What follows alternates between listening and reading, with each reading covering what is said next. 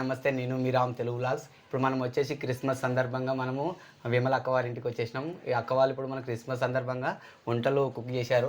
ఏమేమి చేశారు అనేది చెప్తారు, ఎక్స్ప్లెయిన్ చేస్తా. చూడండి, క్రిస్మస్ స్పెషల్గా పన్నీర్ కర్రీ చూడండి ఎంత బాగుందో. నెక్స్ట్ వచ్చేసి చికెన్ కర్రీ, మమ్మల్ని ఆడిపోతుంది చూడండి. చికెన్ కర్రీ వచ్చేసి చూడండి ఫ్రెండ్స్. ఇప్పుడు మనం వచ్చేసి అరిసెలు చేస్తున్నాము.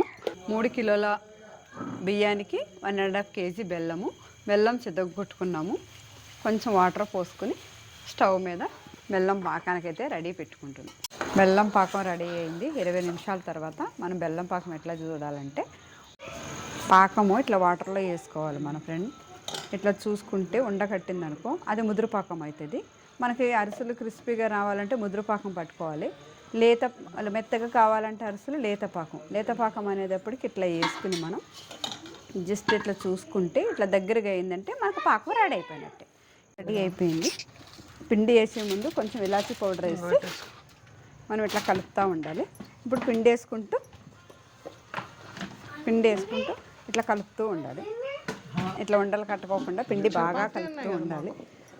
ఒకరు వేస్తూ ఉండాలి, ఇంకొకరు కలుపుతూ ఉండాలి. కానీ గిన్నె కాలుతుంది, చూసుకోండి. అట్లా కలుపుతూనే ఉండాలి. కిందకి పైకి కలుపుతూ ఉంటే మనకి పిండి బాగా కలుస్తుంది. కలిసినప్పుడు మనకి ఇట్లా చేతికి ఉండొస్తుందా లేదా చూసుకుంటే ఉండొచ్చింది.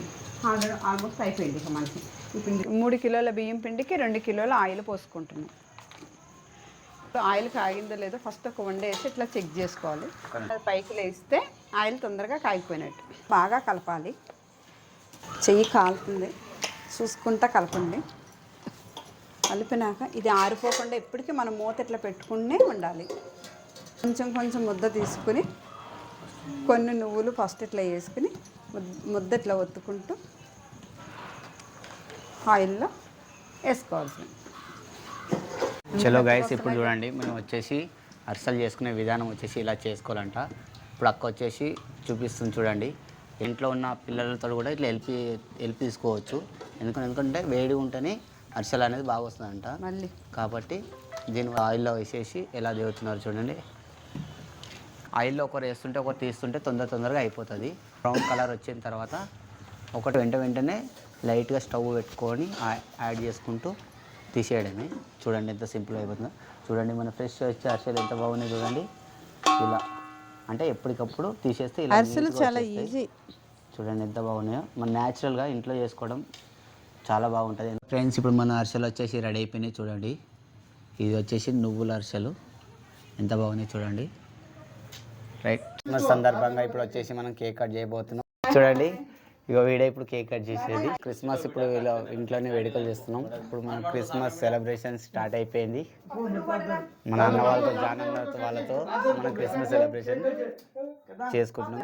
Merry Christmas. ఇక్కడ చూడండి ఖాతా మాడతలేడు. ఇక్కడ చూడండి బేట. Hi, happy Christmas. ఇక్కడ పప్ప నాకు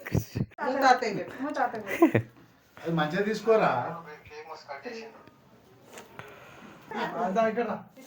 క్రిస్మస్ సందర్భంగా జానన్న వాళ్ళ ఇంట్లో మనం ఇప్పుడు క్రిస్మస్ సెలబ్రేషన్ చేసుకుంటున్నాం.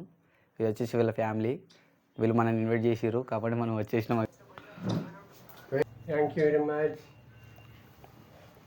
చలో, క్రిస్మస్ సెలబ్రేషన్స్ కంప్లీట్.